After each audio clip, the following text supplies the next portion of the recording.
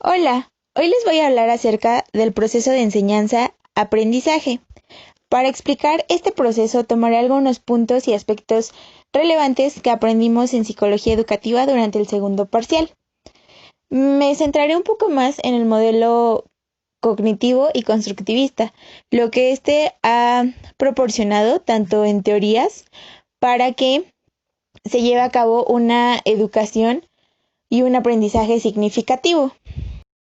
Y que sin duda la psicología educativa tiene mucho campo aún por descubrir acerca de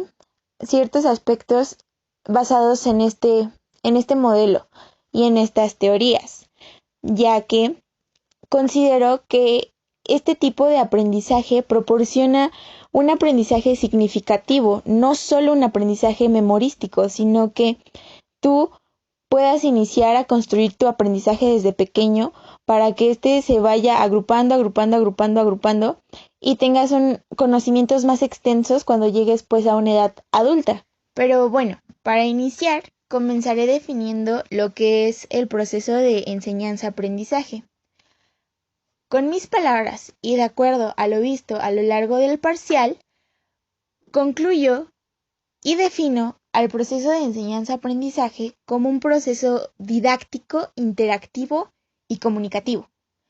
Lo defino como un proceso didáctico e interactivo porque en este están implicados dos componentes fundamentales para que este proceso se pueda llevar a cabo. Un componente es el profesor y este se complementa con otro componente que serían los alumnos.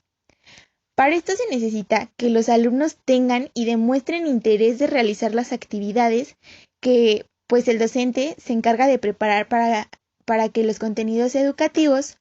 que más adelante revisaremos qué son, puedan quedar claros a los alumnos y que la parte didáctica del docente es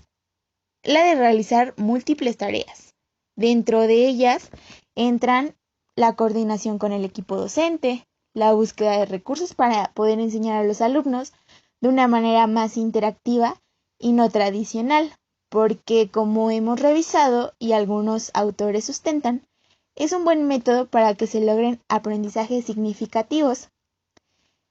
Otra de las tareas de los docentes es realizar las actividades con los alumnos, que se tenga una comunicación tanto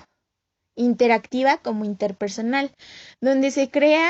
un ambiente o un canal de comunicación propicio para que se puedan compartir experiencias y que éstas sean o sirvan como reforzadores para el aprendizaje de los alumnos y también en algunos aspectos pueden también propiciar que el profesor aprenda acerca de cómo son sus alumnos. Otra tarea bastante importante del docente pues es evaluar los aprendizajes de los alumnos y cómo estos actúan. También pueden llegar a ser tareas de tutoría y o tareas administrativas. Y como ya lo habíamos mencionado, todo esto es gracias a los canales de comunicación que proporciona tanto el docente como el ambiente que se crea entre profesor-alumno. Como anteriormente comenté, la comunicación es una conducta mediante la cual se logra el acto didáctico, que en este acto didáctico se lleva a cabo otras series de conductas, donde igual entra en cómo aprendemos los seres humanos, es decir, cómo nuestras funciones cognitivas se acomodan y nos ayudan a retener, procesar, almacenar o dirigir la información que se nos es dada. Y es justamente ahí donde entra la psicología educativa, que como ya sabemos, la psicología es la ciencia que estudia el comportamiento humano. Entonces podríamos definir que la psicología educativa es la ciencia que estudia el comportamiento humano dentro del ámbito escolar. Y también entran todos los contextos donde se lleve a cabo el proceso de enseñanza-aprendizaje. La psicología educativa está interesada en estudiar los fenómenos que ocurren en su mayoría en el ámbito escolar, e igual proporciona teorías de aprendizaje y se interesa en investigar cómo se da desde aspectos biológicos hasta estímulos ambientales propiciadores de aprendizaje. Como hemos visto anteriormente en la materia de evaluación del proceso de enseñanza-aprendizaje, existen diferentes paradigmas para que el docente lleve a cabo o se oriente para llevar a cabo el proceso de enseñanza-aprendizaje. En este caso me centraré en el paradigma conductista y constructivista. Siendo sincera, yo no comulgo con los conductistas porque considero que dejan de lado el lado afectivo de las relaciones o de la afectividad interpersonal, y que es uno de los descubrimientos un tanto más del paradigma humanista que igual son necesarios para que en este proceso pues haya como una mayor comprensión y apertura con los alumnos, y que esto puede llevar a hacer a formar un canal o un medio de comunicación respetuoso y también donde se conozcan profesores y alumnos y este lleva a ser un ambiente de confianza, ya que no somos solamente máquinas a las que se nos brinda información y la almacenamos, sino que también otros procesos influyen dentro del proceso de enseñanza-aprendizaje, no solo el memorístico. La parte con la que me quedo de el paradigma conductista es aquella donde se le ofrecen al alumno estímulos y él da una respuesta, pero en medio de entre ese estímulo y esa respuesta hay una caja negra, y en esa caja negra es donde ocurren todos los procesos mentales que nos llevan a crear y a comprender el aprendizaje, a comprender lo que el maestro nos está diciendo, a acumularlo a aprendizajes que nosotros teníamos previamente y a modificar nuestros esquemas cognitivos. De acuerdo a nuestro padre del constructivismo, Piaget, él decía que el aprendizaje o el conocimiento se construía desde adentro, y es por ello que a mí me llama la atención o me inclino mucho por este paradigma, ya que considero que es muy importante y que se debe de trabajar actualmente para que la educación tome un cambio radical y sea significativa, en el que el profesor se esmere o se esfuerce por buscar esos estímulos que van a hacer captar la atención del receptor, en este caso el alumno, para poder estimular, como anteriormente había mencionado, pues todos sus procesos mentales, tanto la memoria, tanto la percepción, el lenguaje, entre otros, y que estos esquemas o mapas mentales se vayan configurando, creando otros, agregando o descartando información,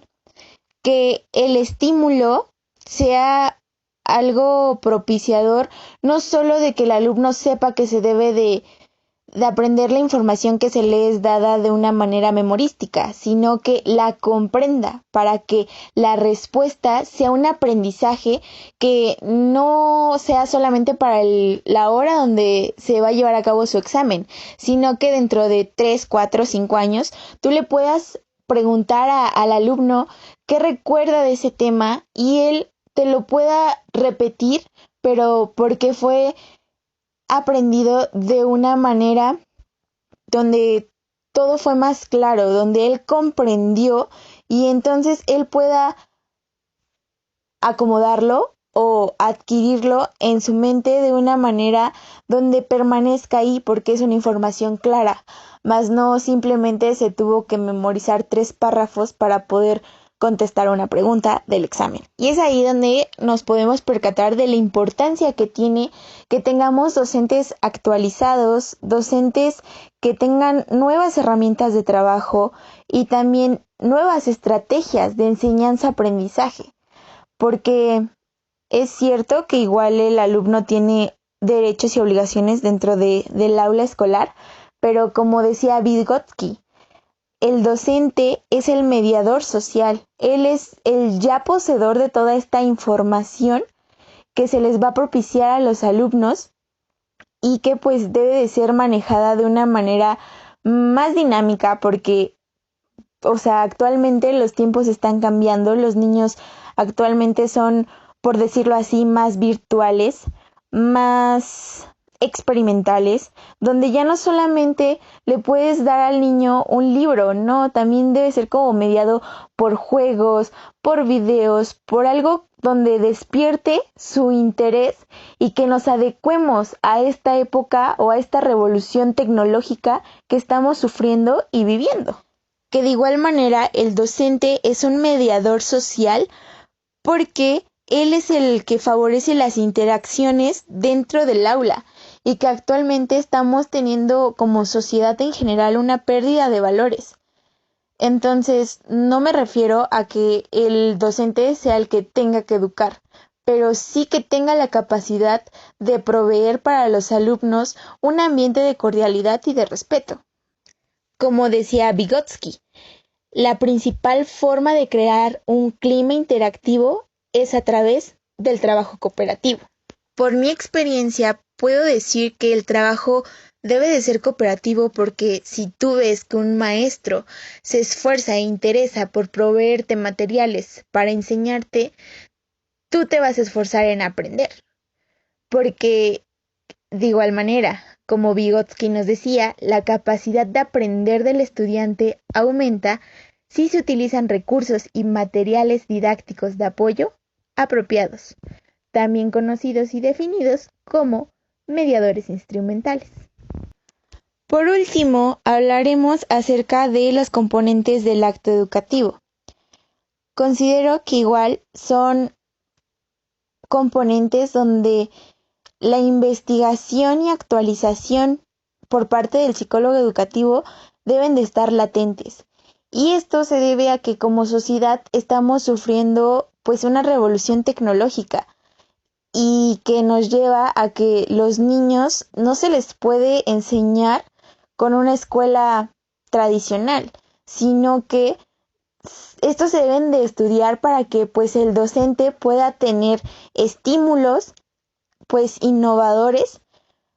y que el receptor, o sea, el alumno, pues despierte interés en aprender porque la forma en la que te están enseñando, en la que están llevando tu proceso de enseñanza y aprendizaje, pues es más interactiva, más acorde a lo que la sociedad en este momento te está pidiendo, que es algo ya más práctico, no tan trabajosos. Y también modificándolos de alguna manera. Obviamente esto combinado con otras ciencias de la educación, porque como sociedad estamos sufriendo una revolución global de tecnologías, donde ya no se le puede enseñar a un niño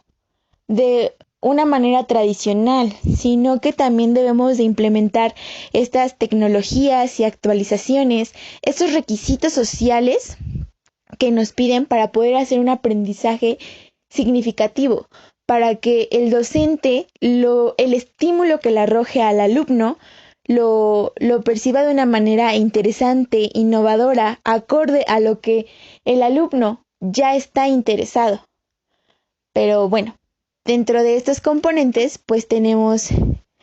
el docente o el profesor, que pues es el mediador, como ya habíamos dicho, entre los conocimientos o contenidos educativos y el alumno,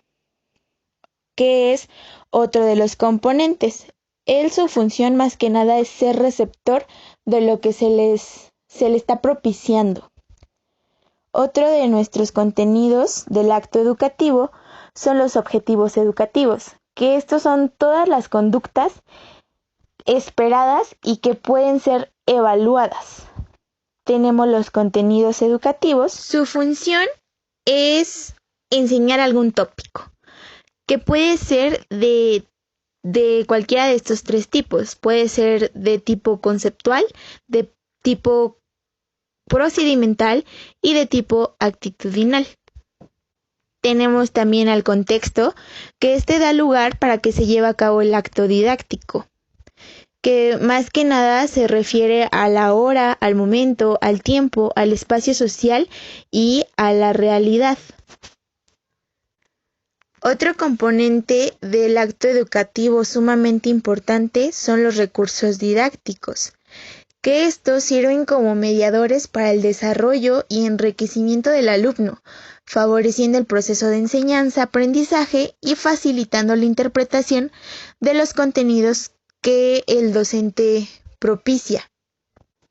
Estos brindan orientación sobre algunos temas complejos. Estos también motivan el aprendizaje y evalúan el diseño del alumno. Por último, pero también de los componentes más importantes, tenemos a las estrategias de enseñanza-aprendizaje, que esta es la manera o modo en el que el docente presenta el acto didáctico, es decir, son los métodos. Es toda decisión que asume el docente y que le permite llevar adelante el acto didáctico. Está en función del contenido. Y está en función del contenido porque este depende para poder enseñar. En conclusión, la psicología educativa tiene todavía mucho que estudiar de lo ya descubierto y yo no dudo que tenga mucho todavía por descubrir. Gracias.